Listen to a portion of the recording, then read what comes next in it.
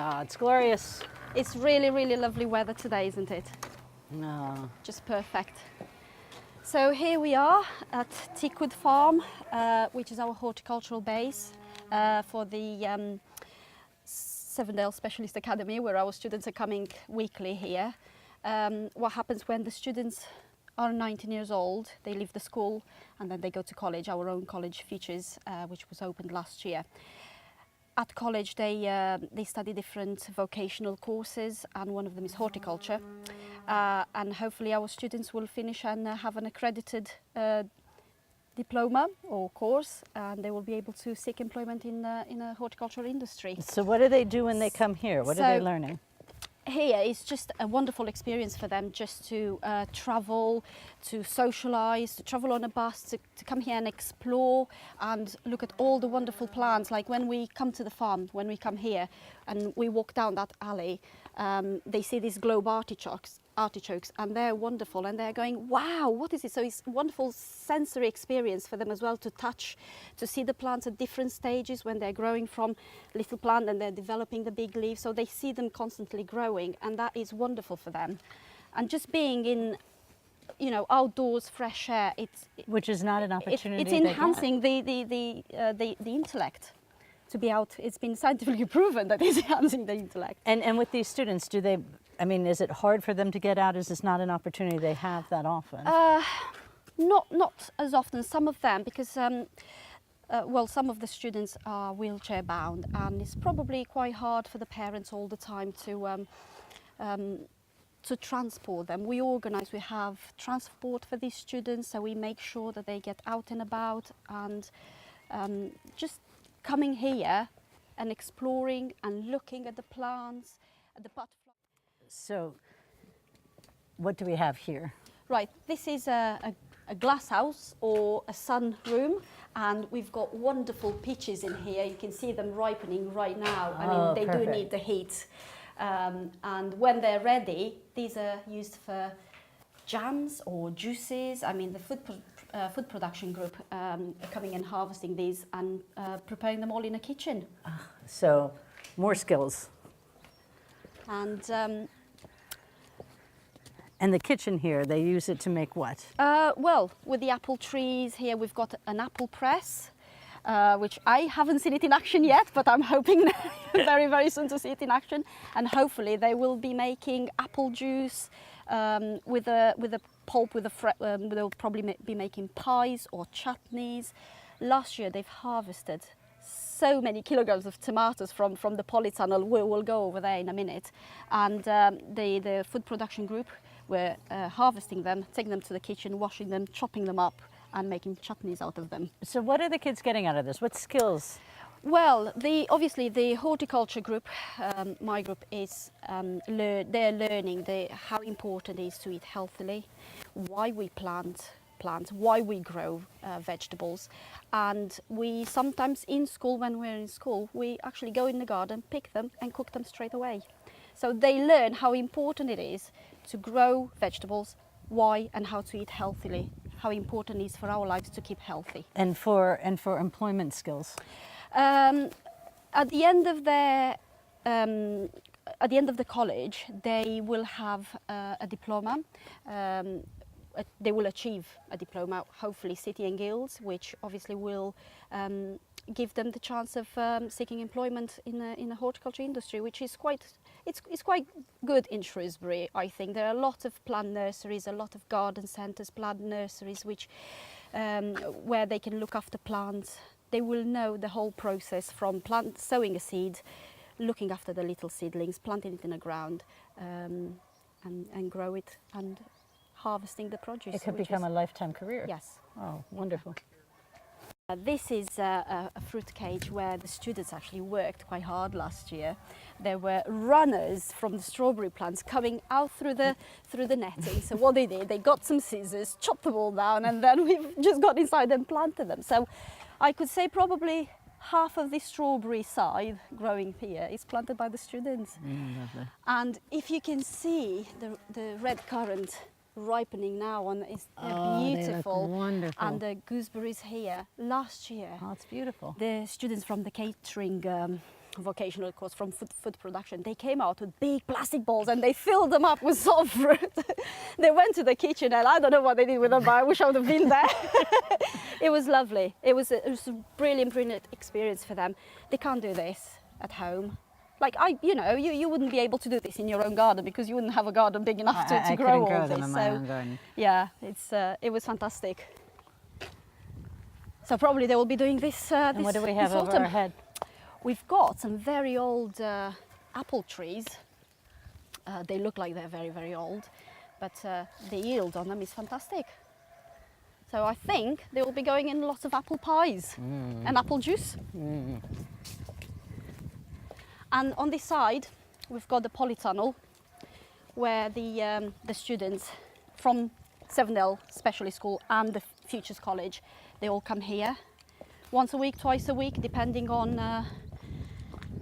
And this is important to have the polytunnel, I imagine, number one. So you have the polytunnel. Clearly, it's shelter in inclement weather. It's true. When it's raining, obviously we all rush in the polytunnel and we try to find jobs, and there are always jobs in a polytunnel to be done. Because it's the end of the season now for us, the end of the academic year. Obviously the students are going home, so it's not much left here, but you can see that we've actually grown a lot of lettuce. So just look at that. Healthy lettuce, beautiful. Look at the colour on that. Beautiful, healthy I know, lettuce. and they all come from It doesn't look like seed. that in the grocery store. It's probably because it's washed in It just the doesn't grocery look that store. good. But it's really, really tasty. It's organic. We don't apply any fertilizer on them, just water. And they all come from seed, and the students are using all the facilities here, the compost, the little pots. We've got our own, obviously we get the seed, we buy the seeds. Here we've got some leftover beetroots, which they can still go in the ground now, but obviously they haven't had the chance to go in yet. But we've planted here just before holiday some courgettes, just because the gardener here is so good and he can, he waters everything for us. It's not much. So it's really it's the end of the season. That's why it looks a bit bare. But this is where they actually enjoy working. It's nice. It's warm. There's no rain in here. When it's lovely weather, we can go outside and work outside. But they've only just planted a few bits. Yeah. And so it sounds to me like it's kind of a partnership between the students and the staff of Tickwood. So the students, while the students can't be here. They can't be here all the week. time during the week, but Malcolm comes and waters everything for us, and he keeps it all alive, which is wonderful, because when the students will come back in September, they will see something growing. Hopefully we'll have something to harvest, lots of tomatoes and courgettes and pumpkins outside. I think the rocket, because we've got lots of rocket here, that will just go to seed and it will self-seed, so obviously we'll have new rocket plants. Because you can see the little tomatoes coming now, there, and they've only just been planted 2 weeks ago. So 2 weeks. 2 weeks ago, yeah. They obviously need better staking. But How do the students feel when they come here? I mean, is it? one word is free. It's wonderful. They are free. They join in. They're always willing to water. They love watering. I love watering too, especially on a hot weather. They even have a splash sometime and a laugh, which is great. They feel free. They feel good. They go home and they've achieved something and they're happy. And they're talking about it, which is, I think, point made. Yeah, point made, exactly. So what gets done with the lettuce? Well, What happens with the food in here? The lettuce, when a few weeks ago, when the lettuce was a lot younger, they were picking the leaves. Same way you find lettuce in a supermarket in bags. They were picking the leaves, going to the kitchen, washing it, drying it in a salad spinner. They've all really enjoyed going on a spinner really fast. And they were putting it in bags.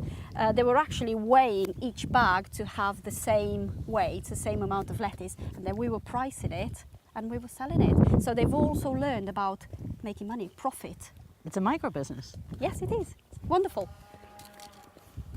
So what do we have here? So on this side we've got some soft fruit bushes. So we've got some raspberries. Look at this gorgeous raspberry So what they're doing with it, That's try very it. kind of you. Try it is really it's wonderful. So the students actually, they are picking in the autumn. There are some varieties here which are fruiting later on in the autumn. So when they come back to school in September, they've got something to pick, and they are making jams, they're making pies. So the food production group are using everything that's on this farm in fruit, the apples, raspberries, blackcurrants, blueberries, gooseberries, everything they can, and they're using it for materials to get experience in working, in producing food. Oh, what Right. a beautiful time of Yes. year. This is the sensory garden, and just look at the colours this time of year. It's absolutely wonderful to come here and just take a walk around the garden, enjoy the colours, look at the plants, feel and smell. If you pick this one up, Melissa, smell it. Oh, it's gorgeous. It's fantastic. Gorgeous. You can put it in your lemonade and enjoy it on your patio. Well, just look at this. Students absolutely love it. Oh, They it's come and beautiful. sit here by the pond, and there were some goldfish in this pond last year. I don't know if they're still there, but even look at that huge plant there, Gunnerer. It's it's a pond plant. And just we can't really get close to it now, but I had a student last year and he said, I want to touch that plant. And if you feel the stem, it's actually very, very prickly, but it's gorgeous. The leaves are massive, and the students love all this, just to come here. Last year, they were coming twice a week, and we had a whole day. So we were coming here in the morning, and this lovely hut here, this is our classroom. Maybe we'll go inside later on, and we'll have a taught lesson for about half an hour, then we'll come outside and have a snack. Then we'll go by the polytunnel, and we'll do some work for about an hour and a half, and then we'll stop for lunch. And they were all outside like the bees, because the weather was gorgeous. We had an hour, so they were all like eating their lunches really quick, and then they would just lie on the grass. And that was an experience itself, just to listen to the birds, see the butterflies, smell the plants, just walk around the pond and try and look for frogs or fish or other creatures. It was lovely. They really, really enjoyed it. Oh, who wouldn't It's love very, it? very beneficial for them to be out and about once or twice a week in lovely weather, not to worry about getting dirty or getting sweaty. Well, this is it, it's horticulture. You're bound to get a bit dirty. So what I've heard, some of the teachers told me for forest school, the younger kids come here and they read stories. They have story time in the sensory garden. And so when you read something like The Hungry Caterpillar, all of a sudden it has new meaning when you get to see the hungry caterpillar. Yeah, you see it munching on a leaf and everything becomes real. The hungry caterpillar probably comes out of the book. They do use their imagination a lot, children. So in the autumn, in September, when the students are coming back from holiday, they come to this sensory garden, and if there isn't a lot of work to be done in a polytunnel, apart from obviously harvesting the pumpkins for Halloween, but they come here and they do look after this garden. They cut back the herbaceous, they pull the weeds out. They've actually, look at this gorgeous rose, they've planted this last year. Last year? Last year, yeah, in the summer, just before summer holiday, I think that was. On the 10th of July, actually, we've got there a plaque. It was in the presence of Princess Alexandra of Kent, and they've planted, there are two roses, one is here and one is at the top of the garden. Just smell that, it's gorgeous. Oh, it is. Sensory garden. Yes, they were really, really looking forward to that event. They were all excited all summer, really, yes.